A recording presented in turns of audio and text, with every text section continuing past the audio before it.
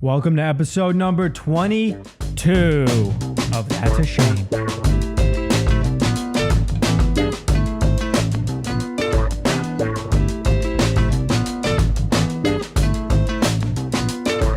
Another week, another pod. Welcome back.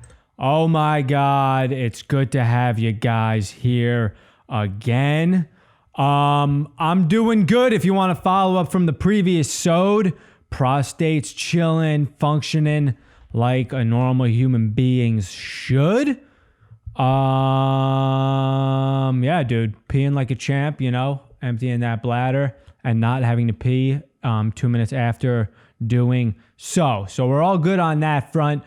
Thanks for being concerned. Some of you hit me up with some knowledge as to how to navigate the scene of an inflamed prostate, and I feel like I just conquered that shit on my own, to be honest with you, but I appreciate the concern and the help. We're growing a community here, and it fucking feels good, dude.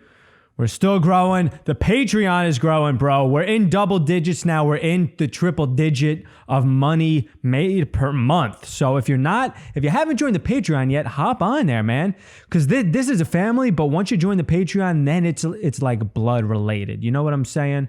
So, I mean, people are joining that $20 tier, bro. And you know what? I feel like it's mostly, they'll get read off at the end of this, but the fucking people who are the true producers, man, it's mostly women. So this may become an ultra feminist pod, if I'm being honest with you. No more, I'm just going to leave it at that. Fucking appreciate you, ladies, dropping that. Look, fellas, step your game up, all right? There's a fucking wage gap here, and the women are still dropping more money than your fucking sorry asses. You know what? Fuck it. Maybe I'll just read the producers off right now. You're getting shown off at the front end of this episode because I'm fucking proud of you guys and we're growing and I'm just excited about it. Shout out to new true producer, Savannah Newman. Hello, Newman. Shout out to Melissa Pryor, a new true producer of the show. Shout out to Rebecca Lyon. Shout out to Jamie143. Shout out to Sebastian Borland. Shout out to Madison DeLisa, new true producer, Madison DeLisa. Look, that's 3 fucking women who are true producers of this show. Shout out to Liam McCloskey. Shout out to Colin Hennessy, true producer, male. Shout out to Chris Manfredi. Shout out to Felix Johnson. Shout out to Steve Pessamane. Shout out to Trevor Vacris. Look at that dude. We got 1, 2, 3, 4 true producers on this show. 3 of them are women. We're a feminist pod. Step your game up, dude. Step your game up, fellas. You don't want to lose the fucking gender war, do you? So get on it. Anyway, patreon.com/NickAlexComedy if you haven't joined. It's a good old fucking time. And once that community gets bigger, man, I'm telling you, more shit's going to pop off on that page. It's going to become more of a discussion board as well and other shit. Anyway, on to the podcast, episode number 22 of the public version of That's a Shame. Dude, I'm all in, bro. And not on the pod world. I'm all in on that, but I'm also all in on Bitcoin. Your boy put a healthy amount of money into BC. I'm not going to lie to you. A healthy chunk. Like the equivalent of how healthy I am, that I was able to fight off that prostate thing without any fucking drugs. That's how healthy the amount of money I put into Bitcoin was. And I'm convinced, dude. I watched one podcast and I talked to one dude who's mortgaging his entire life on it. And I'm in, bro. I mean, should we get into it? Do you guys want to hear about this? I don't know why. I mean, you probably don't want to hear the information from my mouth as to why you should be in on it. But I mean, dude, apparently it's the fucking currency of the future. And not even the future, the near future. Apparently the dollar's crashing, dude. The government has printed 40% of money that is in circulation in the world in this year, in the last year. So they're devaluing the dollar. And basically what's blowing my mind is, dude, they're giving out all this money for the stimulus checks, but everything's inflating to a rate in which they might as well have not even given us the money. Like they gave us $1,200 and whatever amount you're getting per week on top of your unemployment, but fucking the cost of living is skyrocketing. So really they're giving us nothing. And institutions and billionaires are buying up as much Bitcoin as they possibly can. So once those fuckers are in on it, you know something's about to happen. And it's a decentralized fucking form of currency, so the government can't fuck with it. And dude, I mean, the price is skyrocketing. And people are telling me, some of the people who I talk to, like friends and shit, none of the people who are into it are telling me this, but like friends are like, dude, you don't buy things when it's at the height of the market. Bitcoin's worth more than it ever was worth before. Why would you buy now? Hey guy, because it's gonna be worth way more. I understand that 4 months ago it was worth 11 grand and right now it's worth 59 grand. But apparently, dude, people who have been predicting this shit from the get-go right now are predicting that it's going to be worth 220 fucking grand by the end of the year. So buying at 59, which seems high compared to what it once was, ain't that much when it's worth 220 grand. So I'm fucking buying it. Bro, I told you guys about the dude who I went to the strip club with, man. I've stayed in touch with him. The guy owns a mortgage company. He makes 100 grand a month, dude. He's put 300 grand into Bitcoin since January. He moved to a shitty apartment that costs 2 grand a month. He has a mattress on the floor because he doesn't want to spend money on anything but Bitcoin. He's putting every dollar that he makes into Bitcoin because he looks at it in a way that Bitcoin is going to be worth 100 times more than what it's worth right now, he thinks, in like 4 years. So, right, he thinks in 4 years it's going to be worth 500 grand. So every time that he spends even just 2 grand a month on his apartment, he feels like he's dropping 200 grand. So he's living in not living in squalor, but I mean, he's buying nothing but things that he needs to live and Bitcoin. I mean, he's got millions of dollars in Bitcoin, dude. Millions. And he doesn't even care what the price is. He doesn't care if it goes up. He says he prays for crashes. He wants it to crash because all that is a fucking sale on sats is what these psychos call it. Satoshis are a percentage of what a whole Bitcoin is. And that's all he's doing, dude. So I figure if this motherfucker's risking all that, and he's not the only one, there are plenty of other people who are risking way more than he's risking. It's irresponsible for me to not be risking what I have. Because I'm fucking 29, dude. I'm young as shit. Even if I lose everything that I'm putting into it right now, I could still make it up. I'll just get a job, for the first time. Bro. So I'm all in. That shit's wild. The one thing that bothered me though, dude, this is how much of a fucking highfalutin piece of shit I am. There's this one other dude who I listen to him on a podcast and all this shit. And he seems like he's got a good head on his shoulders. Then at the end of one of these podcasts, he's talking to someone about how Domino's is mad underrated, how Domino's is like phenomenal pizza, and that their stock has outperformed like Amazon and other people's stocks in the last. Like this dude's just too into stocks. He thinks that the level in which the stock is doing of Domino's is reflected in how well the pizza is. And he's fucking telling people Domino's is a great piece of pizza. And then he's also talking about how McDonald's is phenomenal food. And I'm like, bro, this is not, it's a horrible representation of character for you to just be on these podcasts talking about how good of food Domino's and McDonald's is. And it's making me not want to take your financial advice if I'm being completely honest with you. Dude, if you think Domino's and McDonald's is high quality food to be eating while you're sober, and you're not only like saying that, you're pushing it on people, I don't know if I could trust your fucking financial advice because, that's an insane point of view to have. But he's not the only one I'm taking this Bitcoin advice from. So, dude, send me your money. I'm going to put it into Bitcoin. I'll give you a percentage when I become rich. That's going to be if it works out, though, dude, that's going to be a problem. It's going to be a problem for me to just, I think I might have said that on the last podcast, dude, but to just go to a shitty show when you have millions and billions of dollars. But I'll make it work, dude, because I love the game. I'm in a good mood though, bro, because you know what else is happening? I'm going to be a Bitcoin millionaire. And you know what also is happening? The Giants are crushing it in free agency, bro. I don't know. I still don't know where you guys stand on the sports talk, but here it is, dude. The Giants are doing work, bro. People were stressing. We thought we had no cap space. They're signing the biggest free agents in the fucking market, bro, and they're making smart moves. They're lowering their cap hit so they can sign other people. It's great. You know what fucking they just signed this big the top wide receiver on the free agency market, Kenny Golladay. And I'm fucking pumped about it. And then I try to learn more about these players who we sign because I want to see who they are as people, because it's easy to tell a dude to go fuck himself and die when he drops a pass when you've never like heard him speak. I'm trying to humanize these people. So I go look at his fucking like Instagram. I'm trying to get to know this dude. Why do NFL players, it's just professional athletes. They all do this. Not all of them, but the major stars, I feel like, are always this type of person, bro. They all take to social media, post a picture of themselves, and then the caption is some just cliched bullshit.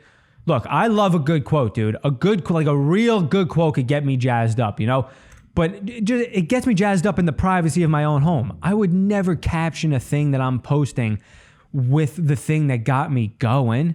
Why are you posting pictures of yourself with these motivational quotes? It's just so weird. It's such a fucking lame thing to me to do.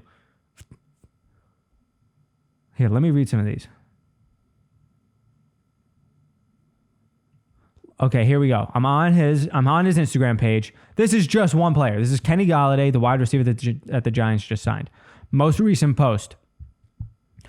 It's him photoshopped in a Giants uniform, and the caption is, "Only doing shit that's gonna make me elevate." I mean, all right.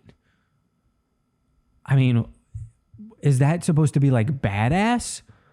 That one's just lame to me. Let's go to other ones that are more cringeworthy. Here we go. Here's another one of him when he was still on the Lions. "Before the fame, I've been the truth.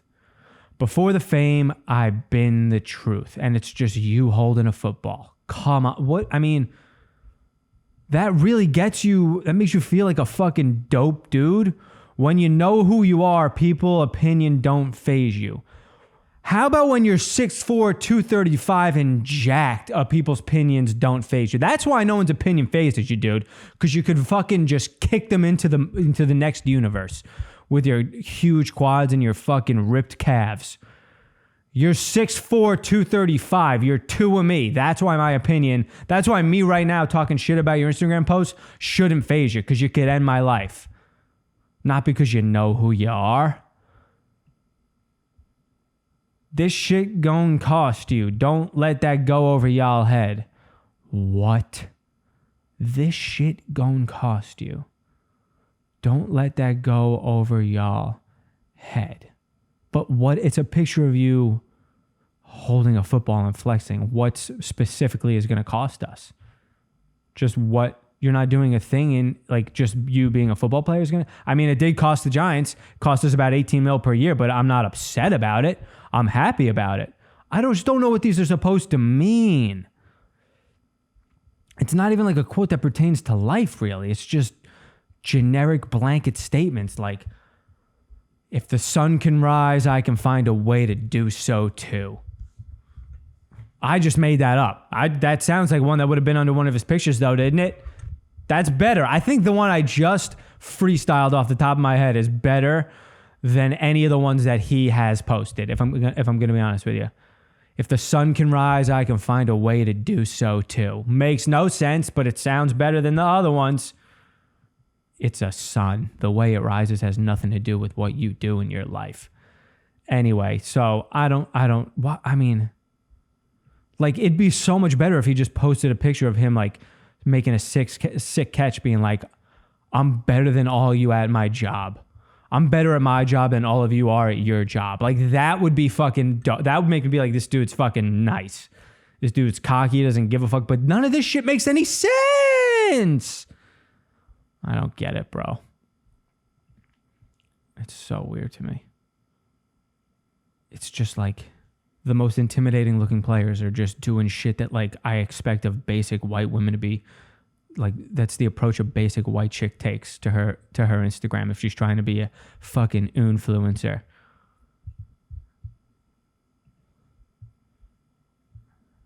So funny, dude. Anyway, yeah, man. You know what bothered me today? And you know what I've done like fucking 3 showers in a row? I've just finished my shower. I pulled the curtain back and realized I forgot my towel. 29 years of shower experience, and I'm still forgetting that I need to make sure I have a towel before I get in the goddamn shower. The hook for my towel isn't in the bathroom. That's mistake number 1. I fucking there's a rack, but what happens is the rack is for more of a folded up towel. So I fucking pull it when I do remember to put it in there. I pull it off, dry myself off, walk into the bedroom, throw it over the corner of the door because then it's more fucking, dispersed and the air can hit it and dry it out in a more efficient manner. But then what happens? It chills there all day. Next morning, I get into the shower, fucking shower, get out, forget it. Towel still hanging on the door in the bedroom. Oh, now I'm cold. I'm shivering. I fucking jump up and down, do some jumping jacks in the shower to shake off a lot of the loose water. Then I hoof it over to the bedroom and it doesn't matter. The water gets everywhere. 29 years of showering. I'm still forgetting to bring a goddamn towel. Is there a more basic fucking thing that I should have learned in life? Dude, have a towel ready. At least like... That's what happens when you live in New York, though. You don't have a closet. If I had a closet in the fucking bathroom, then there'd be towels and shit in there. But there's no closet because it's New York City, and we live like fucking morons. Oh, my God, dude. Showered off, toweled off, hair's thinning. Can you guys tell? It's driving me nuts. I keep thinking about hair systems. I keep thinking about hair transplants. I mean, I've talked about this before, but I'm going to keep talking about it because it's a thing that's fucking happening. And I can't do the hair system, bro. I mean, they look fucking good, but it's also like I'm going to glue down hair on the top of my head and then for 3 weeks just have like glue and sediment and dust and new hairs trying to grow in underneath it. It's fun. And then peel it off and then reshave and re-glue my shit back down every 3 weeks. That's too much work, bro. That's too much work. It looks better than the old day toupee. We've made improvements there, but it's too much fucking effort, dude. That's when I'll invest in it. That's when I'll take my money out of Bitcoin and throw it in the toupee game is when the effort, the improvement in quality of the product has to increase as well as the efficiency of the use of that product. And that's gone down. Remember when, dude, comb overs used to just be in. Dude, I watch you watch old fucking shows. You watch any documentary that took place back in the fucking day.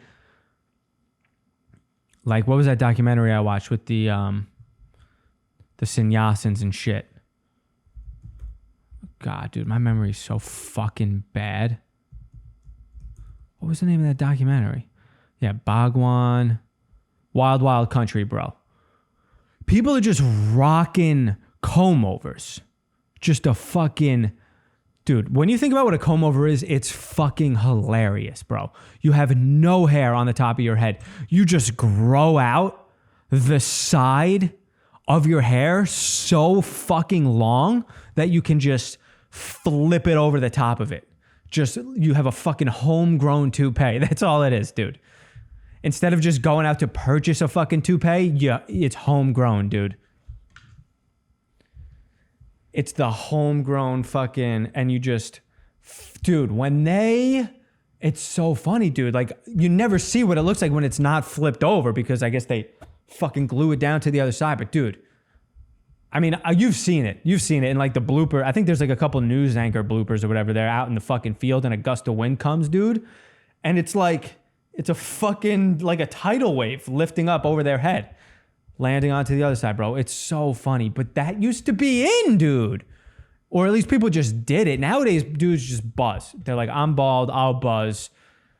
I did it earlier in the year. And I feel like my shit came back in thicker after I buzzed it because I feel like I could put things on my hair, like on my thing easier, and I could like keep my head exfoliated so the hair came in thicker. But then the fucking double-edged sword, the caveat of it all is then when I go to grow back in, the scalp gets unhealthy again, and then the shit gets thinned out again. And it's fucking annoying. I look better with long hair, dude. But a transplant's like once you get a transplant, you're the transplant, dude. I don't know if I want to be the transplant, dude, because some of them are some of them look great, but dude, some of them don't. And then when they don't, you're just the dude who people just can't not look at your fucking scalp because it looks weird and different. And you have hair from the back of your head on the front of your head, and you can kind of tell because it's just that hair is not supposed to be there. Maybe in a couple years it'll look even better and then I'll get it. But I don't want to get surgery, dude. I just dodged a fucking bullet on getting my fucking dick repaired. I'm not trying to get like cosmetic surgery now. I feel like that's what God was doing to me. He was like, you're thinking about getting cosmetic surgery? How about having to get fucking needed surgery on your most sensitive area? Okay? Don't take not having to have surgery for granted. And you know what? Maybe that's what happened. Maybe I don't get the transplant now. Maybe I buzz it up. Look, dude. I traded. That's the question. Do I trade not having to have things put in my pee hole for not having hair? You know what, dude? I don't put things in my pee hole for having the hair that I have now, but I put things in my pee hole for having the hair that I had when I was 20. I would do it. I love hair, bro. Hair's the shit, dude. I was actually out to dinner last night with some of my girls' friends. I mean, they're my friends too now. And one of the dudes is bald, and we were talking about hair systems. I mean, he's like 40. He's been bald for a minute. And we were talking about hair systems. I forget why. And I was showing them. He had never shown them, and his girl was seeing them for the first time, and she was freaking out. She thought it was bullshit. She was like, "This is just a straight up lie.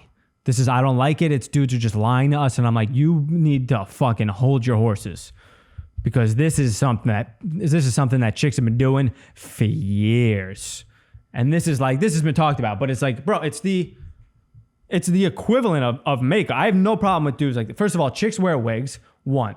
Yes, they still have hair underneath their wig. So I get where she was coming from in that sense, because it's a little bit more of an aggressive dynamic from men, because if you're just completely bald under that thing, it's a little more jarring than the women who are just rocking wigs, even though they have hair underneath. Although the hair underneath is usually not as good as the hair that they got on top.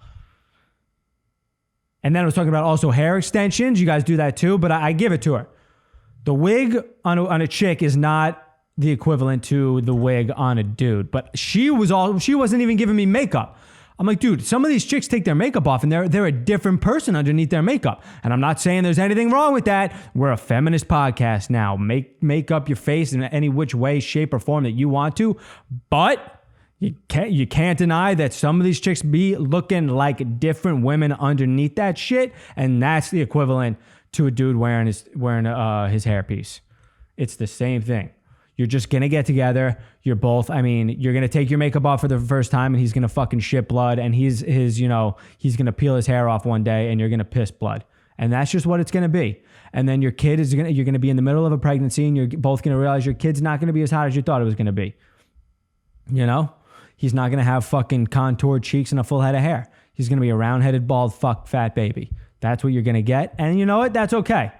He can also fucking manipulate his appearance when he's old enough and decides to. Maybe he'll change his entire gender, because that's dude, this is what TikTok's good for, man.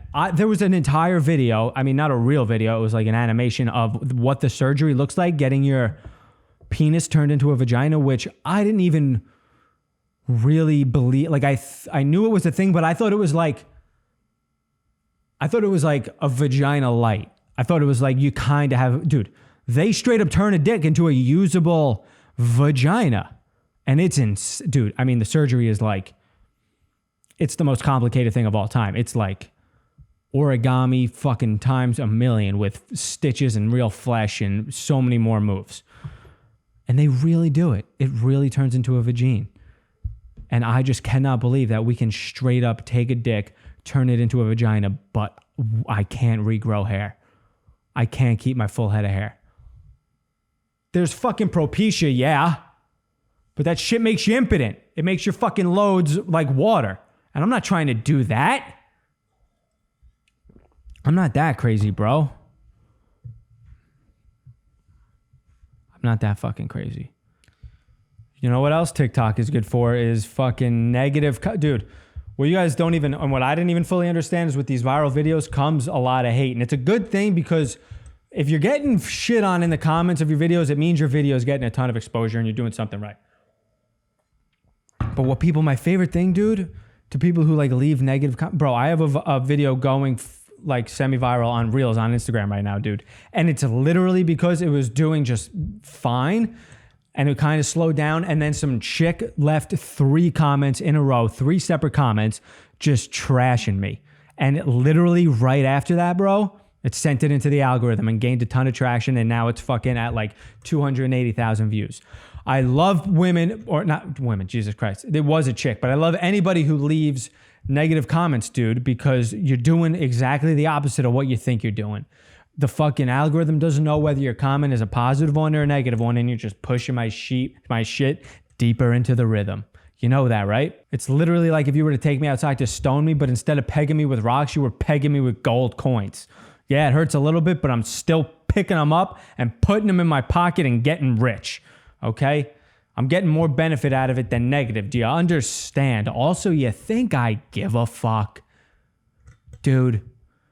Look, I mean, you think your one negative comment out of thousands of likes that the videos get, the only thing your negative comment is exposing is that your opinion is trash. You get that, right? Dude, I've never been fucking trashed by an account on TikTok or Instagram, gone to the profile, and then been like jealous of their page. Nobody's ever thriving. It's all people who just couldn't figure out or can't figure out or aren't even brave enough to attempt to try to fucking, put themselves out there to get a following established on social media. So they're just taking their anger out on me. And fucking thank you. All right. Let's get into it. What's trending here? What's the trending portion of the show? You guys know what's good. For the new people, we have a portion of the show. We got 2 segments on the show. We're a 2-segment show, really a 3-segment show. The first segment is me just fucking ranting. Second segment is I go on Twitter and find out what's trending. And here's what's trending. Oh, this is an interesting thing. Chicago Cubs prospect. All right, I don't know what that is. A combination of a prospect and an insect. Chicago Cubs prospect Jesus Camargo was arrested after police found 21 pounds of meth in his team equipment bag. Jesus Christ, guy. First of all, it's hilarious that his name is basically Jesus and that Camargo sounds like cargo, and that's what this dude was. His cargo was drugs. Dude, this is so much meth, dude. 1, 2, 3, 4, 5, 6, 7, 8, 9, 10, 11, 12, 13, 14, 15. There's 16 fucking bricks of meth in this blue and red duffel bag, bro. That's hilarious, dude. There's 16 cylinders of meth, like the size of what canned beans would come in. And just not even trying to hide it, dude. Not even, I guess it was under his mitts and shit. They pulled it out and took a picture of it. Bro, why would you do this? He couldn't be this dumb. Here's where I have a problem. There's no way this dude was this dumb. And he was just like, let me throw 21 pounds of meth into a fucking bag that I'm carrying. I mean, this dude he's been on the team since 2015. Maybe he got sick of just not getting called up. Maybe he couldn't find it. Maybe he felt his career slipping away. So he was just like, look, I'm going to have free reign, get going from my country to America. So I might as well try to get these fucking drugs across the border while I'm a fucking professional athlete and people might look the other way. I don't know. Or maybe he was coming from a fucking area where there was just a heavy cartel. I mean, I'm making a major assumption here, but maybe he was just like, they just made him become a mule against his fucking will.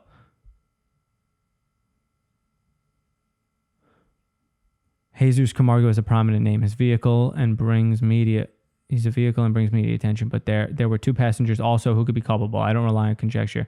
Let's see how this is. Oh, okay. So there was other people in the car. Maybe it was theirs. Maybe it's not even his. I have a hard time finding out that he is not going to get in trouble regardless. He's in a car with 21 pounds of meth.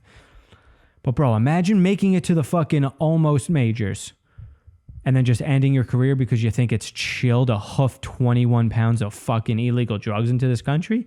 There's no way he just did it there's no way he knew about it, dude. He must have either was having his life threatened or his family's life threatened. So they made him bring the shit in. Or maybe he just fucking watched Breaking Bad for the first time and was like, this seems like a good way to make money. You know, me being an athlete is the equivalent to having a brother-in-law in the DEA. People might look the other way. I might be the last person these people fucking check. So let's get into the meth game. And then it fucking failed miserably. Immediately. Jesus, dude. What a wild little story. Here we go. What else is trending? Oh, I saw this fucking interview, dude. How good... Bro, I love when young athletes are just like incredibly well-spoken and they just get me hyped up because they're dudes who are like, you see what kind of person it takes to fucking reach your dreams. And the kind of confidence and other shit like this, dude. This dude, I listened to this fucking speech. It fucking, dude. This whole, I'm new to this whole manifestation game, but it's apparently a real thing and people are like swear by it, dude. But I mean, this is kind of a long interview, but I kind of want to play it for you guys. Listen to this fucking dude talk. I guess he just won. He just like, you know, reached his height in his fucking wrestling career. And this is an interview after that fucking wrestling match. Yes, I went to TC3, let it be known. I went to a community college, and then I went to the Ivy League. I want everyone to make sure they remember that. I don't forget my roots. Shout out to soccer there. All my best friends, Mickey Brown. I remember these people in the past that I crossed with. And one thing it was always visualization. I remember older guys would laugh at me because I would play my come-out song. I would play it, and they would say, what are you doing? And I would be like, I'm just practicing my moment. And they would laugh. But when that moment came, my freshman debut, and that song was playing, I reminded myself how much I knew this was going to happen. The future. You have to believe in it and believe in yourself, you know? So when I'm out there, I visualize this moment. What would it feel like? And it was all so real. You know, visualization. I let go of the balloon, let go of everything that's holding you down in this life. And that's all. Dude, this dude looks like he's going to have an orgasm while he's giving this interview. When I spent my it's getting me hyped. Break in a hospital 2 years in a row, I canceled my trips. I had trips to go down south and enjoy my time off. I was like, no, I spent 2 years in a hospital and there was no cameras. The only people who were with me were L40. They nurtured me back here right now. So when I'm going out there and they're sending me texts like, bro, it don't even matter what you do. We love you independent of results. How could you not feel freedom to do whatever you want out there? Oh, he's coming. No walls, he's no coming. boundaries. To act simply as the art it is. Because this is an art, and we pervert from that. As we get older, it's about money or whatever it is, fame, I don't care. But when we get back to the kid, the root of it all. Is that the right way to use the word pervert? We pervert from that? I don't know. It sounds interesting, but this shit's getting me hyped, dude. And I do that, bro. I visualize. So it's going to happen for me. I know my play out song. You think I haven't visualized what song I'm fucking walking out to for my first goddamn comedy special, bro? It's going to sound familiar. It's going to sound familiar. If you listen to this podcast all the way through the end, dude, it's going to sound familiar. And this... Hold on, we got a fucking ad because I don't pay for YouTube. I'd never do that. Hold on. This is what I'm fucking walking out to, bro, and you're gonna recognize it.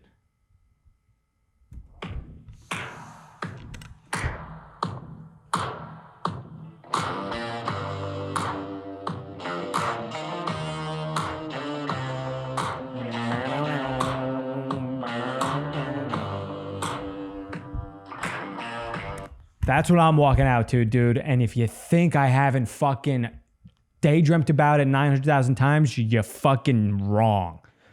I have, and it'll happen, and I'll be like this fucking kid, even though he's half my age, accomplishing his dreams already. All right, dude. What time for the next segment of the show that you guys all know and seem to be really enjoying? The I Knew You When segment, bro. Yeah, man, this story comes from, dude, we just used to go to take everything a little bit too far when I was in fucking high school and whatnot, bro. Or junior high, whatever it was. This was definitely high school. I had this buddy, Troy. I still have him. He's still with us today. He's not dead or anything.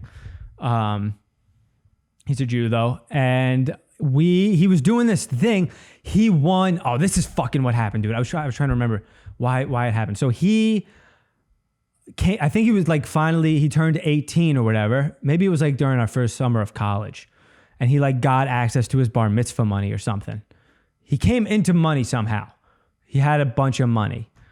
And he's this kid who is impossible to get to leave his fucking house, to come out and hang out with us. He's a fucking recluse. The pandemic was the best thing that's ever happened to him, bro. I called him like a month or two into the pandemic to check in on him. And I don't even know why I was checking in. As soon as he picked up the phone and I said, "Hey, how's this all going for you? How are you handling it?" I realized he's going to be in heaven. There's nobody can call him and ask him to come out. And when he says no, can shit all over him. There's no reason for him to have to leave his home. He was never happier. He's never been happier in his life. So I called him and he was like, "I'm in fucking heaven, dude. It's the best thing that's ever happened to me." He didn't lose his job. He was able to work from home and he just laid back and lounged for fucking 7 months. And it was an absolute heaven. But anyway, so he came into money, dude. Excuse me. I'm sorry. That's gross. He came into some money and he kept doing this fucking thing where we would like try to get him to spend the money on us. Like, let's go do something wild. Let's fucking, let's go to a club. Let's go to a bar. Let's go to a strip club. And then for like 3 weekends in a row, he teased us where we'd be like in the car driving somewhere and he'd be like, "You know what? Fuck it, guys. Let's drive to the city. Let's drive to the city. It's on me, dude. I'll pay for whatever we want to do. Let's just go into the city." We never went. I live in the city now. Back then we all always wanted to go to the city and we'd never go to the fucking city. So he would, and we all loved the city. So we were like, we all wanted to go. And every weekend, like at the end of the fucking night, we'd be in the car whipping home or whipping somewhere. And he'd be like, "Dude, let's just fucking drive into the city." And then we'd all be like, "Are you sure? Are you for real?" And he'd be like, "Nah, I'm just kidding. Fuck you guys." Dude. And then like the third weekend in a row, I think we were in my buddy Manfred's car. All these stories take place with the same fucking people, dude.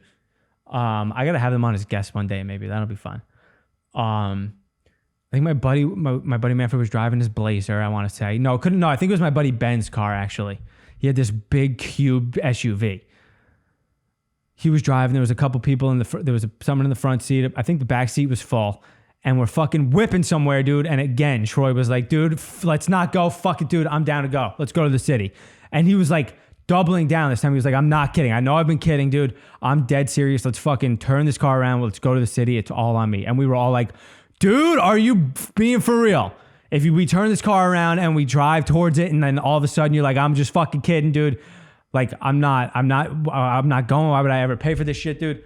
If you do that, you're gonna get hurt. You're gonna get hurt. You're gonna regret it." And he was like, "I'm not kidding, bro. I swear to God, guys, I'm done fucking around, dude. I have this money. What else am I gonna spend it on? Let's just go and have a great time. Life is about memories, bro. Life is about making and cultivating memories. Things we'll remember for fucking life. Let's just go." And we were all fucking like, "Dude, let's do it." We all got hyped as shit, bro. We're freaking out. Ben turns the car around. We're driving to the city, dude. And of course, this fucking piece of shit goes, "I can't believe you guys are even driving to the city. Why would I ever spend my money on you guys and an event in the city?" And we all just fucking turn bright red and get so angry, dude. Ben literally pulled the fucking car over. He got out of his driver's seat. He ran around to the side of where Troy was sitting. I fucking leaned back. I pushed the kid who was sitting. I was sitting in the middle. The other kid was sitting against the door. I fucking move him. I'm literally hanging off of what are the little handles? There's like handles that hang off the fucking roof of a car. I guess if you want to hang clothes or some shit. I'm literally hanging off of it doing a fucking L-sit because your boy's been good at calisthenics. And I'm literally, Ben opens the door and I'm just hanging off of this thing, just drop kicking Troy out of the fucking car. And I'm like kicking him as hard as I possibly can, just cracking his fucking, God damn it, his humeral bone, whatever the fuck that is. And we pull him out of the car and literally just jumped him. We didn't really jump him. He wasn't really hurt. I mean, he might have been hurt a little bit, but we just beat the piss out of him for lying to us again. And that's the "I knew you went" story. There's not as much of a climax or anything, but that was fucking funny. And I remember it like it was yesterday. God, I remember we'd get so mad at him when he would do shit like that. There's another story with him. what was it, bro? I have so many memories with Troy. We both lasted 1 year. We both went away to college and I lasted a semester. He lasted 1 fucking year. And then we both came home, went to community college, and kind of, instead of focusing on community college, we both started to rap. I'm telling you, we went to a fucking, an electronics store, and we bought a mic and some styrofoam to fucking absorb the sound, to make that shit. I don't even have styrofoam right now. It's supposed to help with the fucking sound quality, and we rapped. And he's got, dude, he was actually fucking good. Dude, this kid could have been Lil Dicky, man.